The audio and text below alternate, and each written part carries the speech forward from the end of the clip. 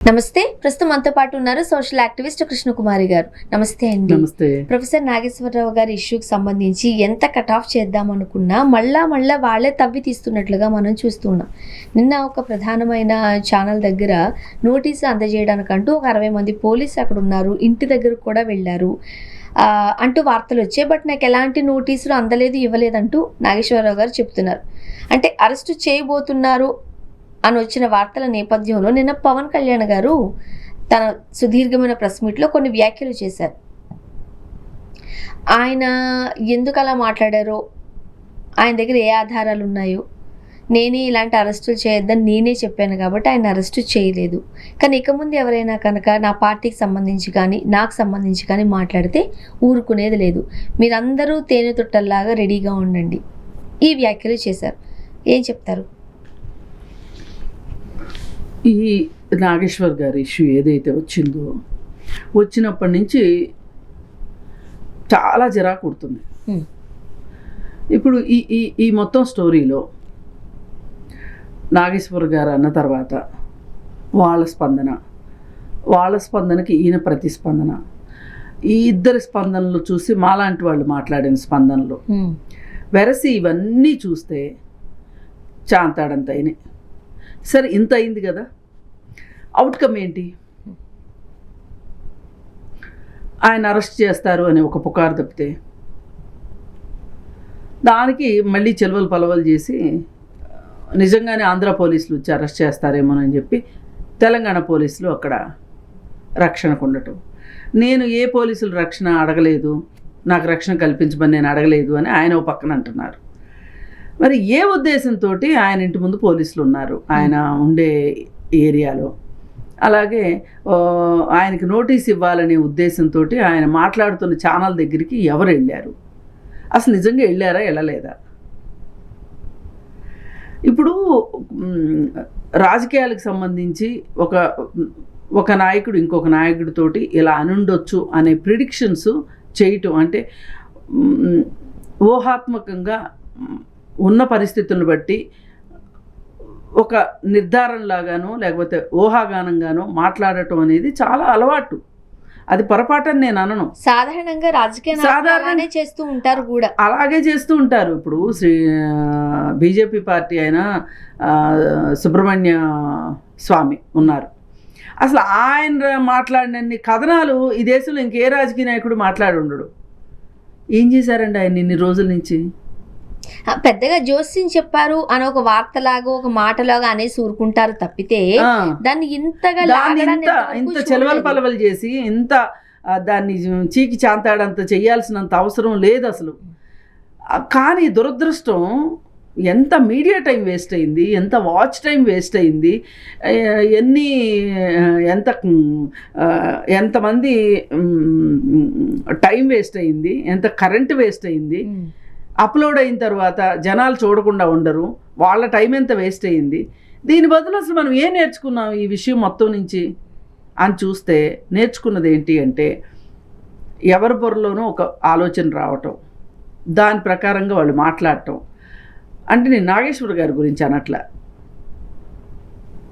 కొంత media cooking story కూడా ఉంది ఇక్కడ, కుక్డ్ స్టోరీ కూడా ఉంది ఈ విషయంలో. ఎవరం వెనకబడిపోతాము అని చెప్పి ఒకళ్ళు ఒకటి రాస్తే, అంటే ఇది ఎలా ఉందంటే 7 గుడ్డి వాళ్ళు కలిసి ఒక ఏనుగుని నిర్వచించినట్లుగా మేము ఇలా చూసాం, మేము అలా చూసాము అని చెప్పినట్టుగా ఉందో తప్పితే ఇక్కడ ఏమీ లేదు. అసలు ఇంత చేసి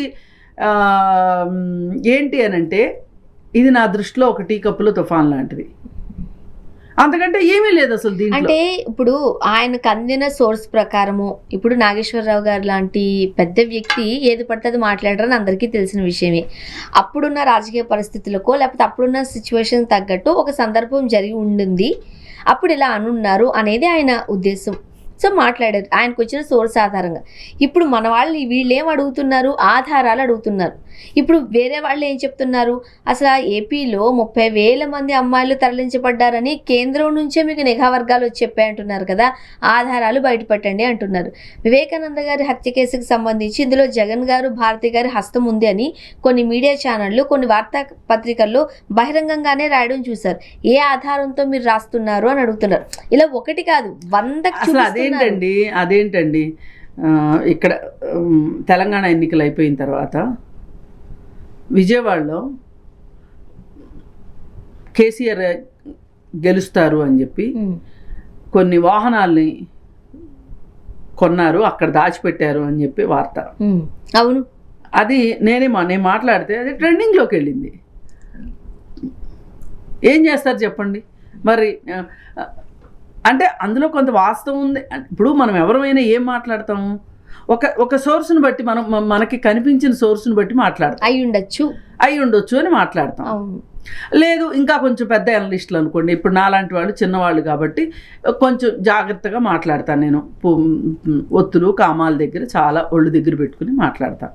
కానీ కొంతమంది ఉంటారు పెద్దవాళ్ళు, వాళ్ళు ఏదైనా మేము సమాధానం చెప్పుకోగలము అనే ధీమా కావచ్చు, లేకపోతే ఆయన్ని ఎవరైనా సరే ఆయన చెప్పారు అంటే దానికి ఎంతో కొంత విశ్వసనీయత ఉంటుంది అనే ఒక నమ్మకం ఉన్నవాళ్ళు ఇంకొంచెం ఆథెంటిక్గా చెప్తారు. ఆ కోవలోకి నాగేశ్వర గారు వస్తారు. ఆయన చెప్పినప్పుడు దానిని మనం ఎంతవరకు తీసుకోవాలి? మీరు ఒక ఖండన చేయండి, అసలు ఇలాంటి చర్చే జరగలేదు, దయచేసి దీని మీద ఇంకెవరూ మాట్లాడొద్దు అనేసి ఒక్క ముక్క అంటే, ఇప్పుడు ఇలా కాకుండా మనోహర్ గారు ప్రెస్ మీట్ పెట్టి మాట్లాడి కొంచెం దయచేసి అంటే ఈయన కూడా అంతే స్పోర్టివ్గా తీసుకొని సరేలే ఆయన అంత ఇదిగా హంబుల్గా అడిగారు కదా, నేను కూడా హంబుల్గా నేను ఉపసంహరించుకుంటున్నాను అని చెప్పారు. ఈ రగడ ఇంతటితో ఆగిపోవాలా అక్కర్లేదా? ఆగిపోకుండా దీనిని టీడీపీ వాళ్ళు భుజాన వేసుకోవటం, ఆయన మెడలో కండువా వేసేసి, వైసీపీ కండువా వేసేసి, అక్కడ ఆయన బాగా హర్ట్ అయ్యారనిపించింది నాకు. ఈ మామూలుగా ఏమైనా మాటలు ఇప్పుడు నేను చేసినట్టే, ఇప్పుడు నేను ఒక రకంగా 100కి 100% నాగేశ్వర్ గారిని సపోర్ట్ చేస్తూనే వీడియో మాట్లాడా. ఎక్కడ మాట్లాడినా కొంతమంది వ్యతిరేకిస్తూ మాట్లాడారు, కొంతమంది అంటగడుతూ మాట్లాడారు. ఈ వీడియోలో ఏమొచ్చినా ఆయన చలించేవాళ్ళు కాదు. కానీ సాక్షాత్తు ఒక పొలిటికల్ పార్టీ వాళ్ళు ఆయన మెడలో వాళ్ళకి పూర్తి వ్యతిరేక పార్టీ అయినా ప్రత్యర్థి పార్టీ అయినా కండువా వేస్తే ఆయన ఎలా ఒప్పుకుంటారు? ఆయన ఇవాళ అంతర్జాతీయ రాజకీయాలు మాట్లాడతారు, దేశ రాజకీయాలు మాట్లాడతారు, రాష్ట్ర రాజకీయాలు మాట్లాడతారు, స్థానిక రాజకీయాల గురించి మాట్లాడతారు. ఆయన మాట్లాడిన టాపిక్ ఏంటి చెప్పండి? ఆఖరికి ఆయన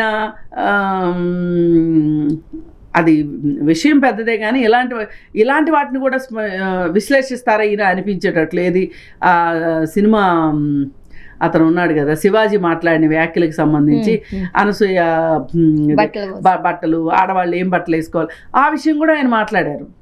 ఏది అసలు ఆడవాళ్ళు ఇవేసుకోవాలా అవేసుకోవాలా అనే టాపిక్ రాకముందే శివాజీ మాట్లాడిన మాటలను వ్యతిరేకిస్తూ మాట్లాడారు ఆయన. కానీ తర్వాత ఆయనకి ఏమర్థమైందంటే, ఎక్కడో నాలాంటి వాళ్ళు తప్పితే దాన్ని కొనసాగిస్తూ మాట్లాడాం. కానీ నాగేశ్వర్ గారు ఆయన ఏం చేస్తారంటే ఒక స్థాయి వరకునే మాట్లాడతారు. అది ప్రజలకు ఉపయోగపడే విషయం అనుకోండి, ఆయన ఇంకో 4 వీడియోలు చేస్తారు. సమస్య ప్రభుత్వం దృష్టికి వెళ్ళాలి అని అనిపించింది అనుకోండి, ఆయన చేస్తారు. ఆయన ఉపసంహరించుకుంటున్నప్పుడు కూడా మాట్లాడిన మాట ఏంటి అంటే సింపుల్గా, ఇది ఏమాత్రం ప్రజలకు ఉపయోగపడే విషయం కాదు,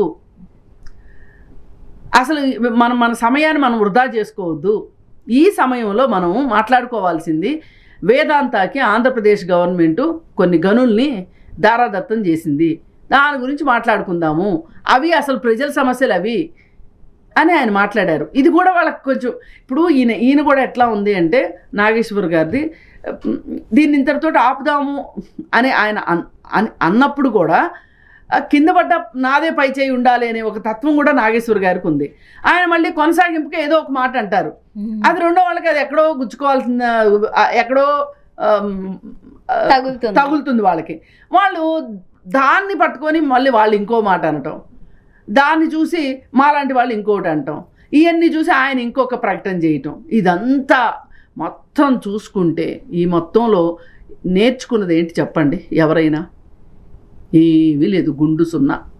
ఇప్పుడు ఎక్కడి దాకా వచ్చిందంటే ఈ దరిద్రం ఎక్కడికి వెళ్ళిందంటే నాకు చాలా బాధ కలుగుతుంది. ఇందాక ఒక ప్రెస్ మీటు ఈ విషయం గురించి ఒక ప్రెస్ మీటు, ఆ ప్రెస్ మీట్లో ఎవరికి నచ్చింది వాళ్ళు ఎవరి ఇష్టారీతిని మాట్లాడేస్తున్నారు. ఆంధ్ర వాళ్ళు అంటున్నారు, ఆంధ్ర వాళ్ళ పెత్తనం అంటున్నారు.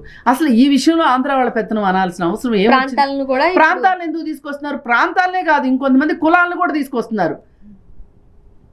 కులాల కంపు గురించి మాట్లాడుతున్నారు. ఇది చాలా బాధాకరమైన విషయం. అసలు కులము ప్రాంతము రావాల్సిన అవసరం ఏంటి ఈ టాపిక్లో?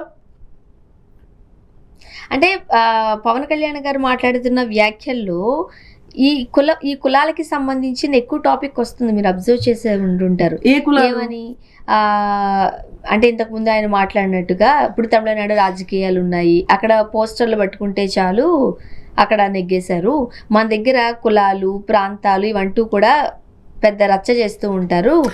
నేను దాని గురించి అనట్లా. ఇప్పుడు ఇందాక జరుగుతున్న ప్రెస్ మీట్లో ఆంధ్ర వాళ్ళు ఓ ప్రాంతీయ విభేదం, కులాలు, దీంట్లో అసలు ప్రాంతీయ విభేదం ఎక్కడుంది? ఈ విషయంలో ఎక్కడి నుంచి ఇంకెక్కడికో తీసుకెళ్తున్నారు, పని కట్టుకుని తీసుకెళ్తున్నారు కొంతమంది. అసలు మాట్లాడాల్సిన విషయాలు మాట్లాడట్లా, సమస్యల గురించి మాట్లాడట్లా. ఇవాళ తెలంగాణలో బొచ్చెడు సమస్యలు ఉన్నాయి, ఆంధ్రప్రదేశ్లోనూ ఉన్నాయి బొచ్చెడు సమస్యలు. ఏంటి వాటి సంగతి ఏంటి చెప్పండి? అసలు ఎవరు అడ్రస్ చేస్తారు చెప్పండి? 33,000 మంది అమ్మాయిల విషయం ఉంది. దానికో ఏ ఆధారం ఉండి నువ్వు మాట్లాడావు? నీ దగ్గర కనీసం నిఘా వర్గాలు నీ చెవులో చెప్పినాయా?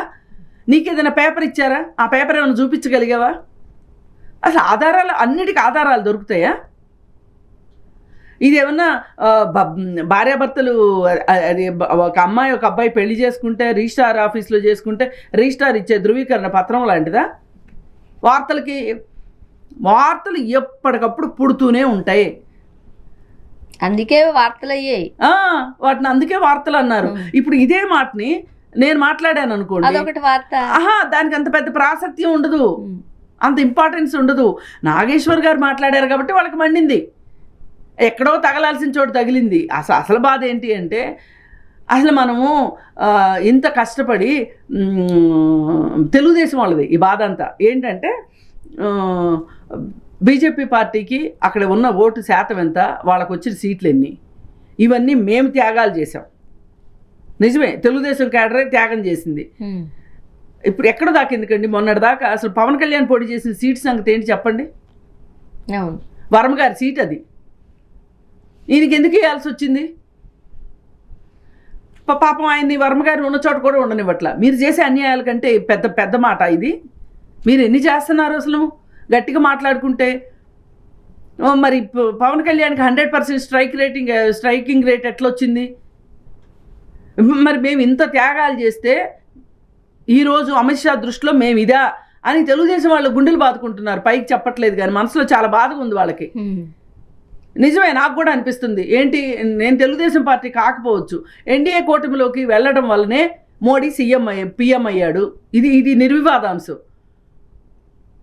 మరి ఇంత చేసిన తెలుగుదేశం పార్టీని పట్టుకొని ఇన్స్టంట్ ఫ్రెండ్షిప్ అంటాడు ఆ మోడీ. అనడం కూడా కరెక్టే నన్ను అడిగితే. వాళ్ళకి అప్పుడన్నా సిగ్గు వస్తుంది తెలుగుదేశం వాళ్ళకి. అసలు ఎప్పటికప్పుడు దీన్ని కట్ ఆఫ్ చేద్దాం అనుకుంటున్నారు కానీ అవ్వది అవ్వాలి అని అనుకోవట్లేదు. అసలు ఇప్పుడు ప్రెస్ మీట్ రచ్చ చూస్తుంటే అసలు టాపిక్ ఏంటి, మీరు మాట్లాడేది ఏంటి? ఇట్లాగే విభేదాలు తీసుకుని వెళ్తారా? అసలు అనవసరంగా మమ్మల్ని కలిపారు ఆంధ్ర ప్రాంతంతో తెలంగాణని అని మాట్లాడతారు. వీళ్ళు ఎక్కడికి వెళ్తున్నారంటే 1953లో 1954లో ఈ రెండు ప్రాంతాలని కలపాలి అని చెప్పి భాషా ప్రయుక్త రాష్ట్రాలుగా చేసిన దగ్గరికి వెళ్తున్నారు. అసలు ఇప్పుడు ఎవరికైనా దమ్ము ధైర్యం ఉంటే, ఎవరికైనా బుర్ర పనిచేస్తే ఈరోజు సమస్యల పరిస్థితి ఏంటి, మనం అవి మార్చగలమా? అయిపోయిందాన్ని మార్చగలమా? చాలా అసలు జరిగిపోయిందాన్ని మార్చగలమా? మనము మార్చలేము. ఇప్పుడు రేవంత్ రెడ్డి గారు ఎట్లా పరిపాలిస్తున్నాడు, ఆయన చేత ఎట్లా సరైన పాలన తీసుకొచ్చుకోవాలి, మనం కేసీఆర్ పాలనని మనము పక్కన పెట్టించగలిగాము. ఇప్పుడు పరిపాలించే ఆయనతోటి ఎట్లా అనేది ఆలోచించాల్సింది పోయి ఈరోజు సమస్యల గురించి మాట్లాడాల్సింది పోయి అక్కడ కూర్చున్న వాళ్ళకి ఎవరికైనా 7 రూపాయలు పెట్రోల్ రేటు పెరిగిందే వారం రోజుల్లో, ఇంకొక 3 రోజుల్లో ఇంకొక 3 రూపాయలు కూడా పెంచుతానంటున్నారు. 10 రూపాయలు పెట్రోల్ ధర పెరిగితే అసలు సామాన్య ప్రజలు భరించే పరిస్థితిలో ఉన్నారా వీళ్ళు? యుద్ధం పేరు చెప్పి ఎందుకు ఇంత మోసం చేస్తున్నది కేంద్ర ప్రభుత్వము అని ఒక్కలైనా మాట్లాడుతున్నారా? అసలు మనం కూడా దాని గురించి డిస్కస్ చెయ్యాలి. దీనికోసం మాట్లాడాల్సి వస్తుంది. ఇది ఏంటండి, ఇప్పుడు నాగేశ్వర్ గారికి అన్న వ్యాఖ్యలకి వాళ్ళకి ఈగో హర్ట్ అయింది, వాళ్ళు చేసిన విధానాలకి ఈయనకి ఈగో హర్ట్ అయింది. మీ ఇద్దరేనా ఈ దేశంలో ఉంది? అసలు మాట్లాడితే కేసులు పెట్టేస్తారా? నేనే వద్దని చెప్పాను అని చెప్పటం ఏంటి నాకు అర్థం కాదు. ఇంకా చాలా మాట్లాడాడు ఆయన. అందరు రెడీగా ఉండండి, తేనె తుట్టులాగా ఎవరి మీద పడతావా? తేనె తుట్టులాగా అందరు వెళ్ళి తేనె తుట్టులాగా ఢిల్లీ మీద పడండి వెళ్ళి. ఈ పెట్రోల్ రేట్లు పెంచడం ఏంటి? ఇవాళ ఆంధ్రప్రదేశ్లో పెట్రోల్ రేట్ ఎక్కువ. ఎందుకు పెట్రోల్ రేట్ ఎక్కువ ఉంది అంటే సామాన్యులు అడగట్లేదనా? దాని గురించి ఎవరు స్పందించట్లేదు. ఇక రేపు ఇప్పటికే ఆల్రెడీ పప్పు ధాన్యాలు, నూనె గింజలు దిగుమతి చేసుకుంటానికి మనం చాలా విదేశీ మార్గద్రవ్యాన్ని కోల్పోతున్నాం. ఈ రోజుకి ఒక్క నాయకుడైనా ఆలోచిస్తున్నాడా అండి అసలు మన దేశంలో మనం ఎందుకు వ్యవసాయం చేసుకోలేము? మనకు అపారమైన భూమి ఉంది, నీళ్లు ఉన్నాయి, అసలు ఎరువుల ఫ్యాక్టరీలు ఎందుకండి పెట్టరు వీళ్ళు? నాకు అర్థం కాదు. ఈ దేశం వ్యవసాయ ఆధారిత దేశం. ఇవాళ గల్ఫ్ నుంచి మనం తెచ్చుకోవాల్సి వస్తుంది, ఇరాన్ నుంచి ఎరువులు తీసుకొచ్చుకోవాల్సి వస్తుంది. ఎరువులు తక్కువ వాడండి, నీళ్లు తక్కువగా తాగండి, లేదంటే రేపు నుంచి పీల్చే వాడకం తగ్గించుకోండి అంటూ సాక్షాత్తు మోదీ ప్రధానమంత్రి చెప్పారు. పీల్చే గాలి కూడా తక్కువ పీల్చండి.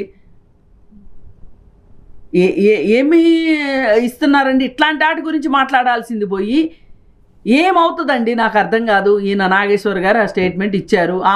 నేను మళ్ళీ చెప్తున్నామండి, మాకు ఇంత దొరికితే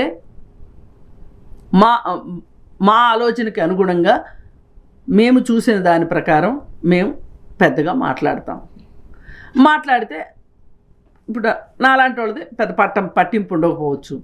ఆయన సీనియర్ జర్నలిస్ట్ కాబట్టి ఆయనది పట్టించుకున్నారు. అసలు పోని ఆయన ఏదో మాట్లాడేళ్ళని వదిలేయచ్చుగా, మీరు ఎందుకు లాగి పీకారు? అసలు ఇంకా లాగుతూనే ఉన్నారు. అది ఇంకా లాగుతుంది. ఇప్పుడు వాళ్ళు లాగుతున్నారని ఇక్కడ కొంతమంది నయా మేధావులు, ఇక్కడ కుహనా మేధావులు వాళ్ళు మాట్లాడుతున్నారు. నాకు బాధ ఎత్తుంది ఏంటి అంటే అసలు మీరు ఇంకా ఎన్ని సంవత్సరాలు ఈ ప్రాంతీయ విభేదాలు, ఆంధ్ర ప్రాంతం తెలంగాణ ప్రాంతం గురించి ఈ ప్రాంతీయ విభేదం ఏంటి?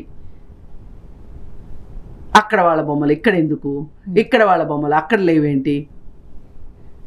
అవునన్నా కాదన్నా ఇది ఎన్నో సంవత్సరాలు, కొన్ని దశాబ్దాల పాటు ఆంధ్ర ప్రాంతానికి రాజధానిగా హైదరాబాద్ ఉంది కాబట్టి అందరికీ హైదరాబాద్ వచ్చే హక్కు ఉంది.